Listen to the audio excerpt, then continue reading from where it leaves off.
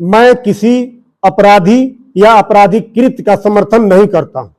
आज की मेरी पोस्ट उस व्यवस्था के खिलाफ है जो व्यवस्था किसी और का काम कर रही है, जो न्यायालय का काम कर रही है। आज की पोस्ट, आज की ये कहानी उसी विषय को लेकर मैं बनाया हूं। नमस्कार, मूल निवासी पीडीएफ पुस्तकालय हरियरपुर से मैं आपका पप्पू कुमार। आज और कल एक तस्वीर वायरल हुई थी जिसमें यूपी पुलिस के एक इंस्पेक्टर साहब और एक दरोगा जी हैं। इंस्पेक्टर साहब के सर से खून बह रहा है तो उनका सहकर्मी रुमाल से उसे रोकने की कोशिश कर रहा है। अब मामला सुनिए क्या है। यूपी के गाजीपुर में पिछले दिनों होटल व्यवसायी की हत्या हो गई थी, जो काफी निंदनीय थी, जो गलत था, ऐसा नहीं होना चाहिए था। इस हत्या में मुख्य आरोपी बताए जा रहे कमलेश चौधरी को पुलिस ने एनकाउंटर में मारने का दावा किया था। एनकाउंटर के बाद गुरुवार की शाम लोगों ने कमलेश के शव को सड़क पर रखकर जाम लगा दिया। जब पुलिस जाम हटाने गई, उस पर भीड़ ने पथराव कर दिया।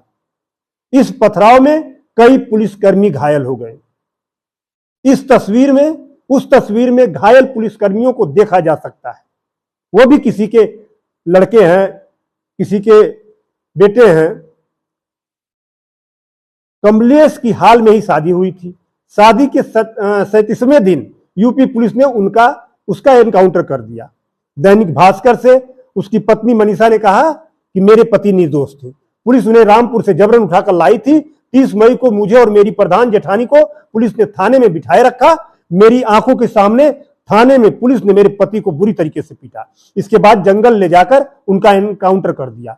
मनीषा ने रोते हुए कहा, 1 महीना पहले ही मेरी शादी हुई थी, हाथों की मेहंदी भी नहीं अभी उतरी थी, मेरा सुहाग छीन लिया। जिस तरह से मेरे पति को मारा है वैसे ही उनका एनकाउंटर करने वालों का भी एनकाउंटर किया जाए। मनीषा बिहार की रहने वाली है और नर्सिंग की छात्रा है। वो शादी के 37वें दिन ही विधवा हो गई। कमलेश का एनकाउंटर शायद इकलौता ऐसा एनकाउंटर है जिसके विरोध में पुलिस पर पथराव हुआ है। इसके पहले यूपी पुलिस द्वारा धड़ल्ले से एनकाउंटर होते रहे हैं, लेकिन शायद ही कोई ऐसा एनकाउंटर हो जिसका इस कदर उग्र होकर विरोध किया गया हो। बहुत ही सोचनीय विषय है। कुछ ही ऐसा एनकाउंटर है जिस पर बयानबाजी तो जरूर हुई, लेकिन पुलिस को इस तरह के विरोध का सामना नहीं करना पड़ा था। यहां मुसलमानों के एनकाउंटर का तो जिक्र करना ही फिजूल है, क्योंकि उनके एनकाउंटर पर तो सेलिब्रेशन होता है, वोट मांगी जाती है। भले ही वो एनकाउंटर सगे भाइयों का हो या नाबालिग का हो, उनके एनकाउंटर पर सवाल होते ही पूरा मुद्दा ही बदल जाएगा। सवाल कमलेश के एनकाउंटर का है और सवाल भी कोई नया नहीं है, वही पुराने सवालात हैं जो अब से पहले होते रहे हैं कि कोर्ट क्यों है, जज क्यों है, वकील क्यों है, कानून क्यों है। जब पुलिस ही इंसाफ कर देती है तब इन सभी संस्थाओं की क्या जरूरत है।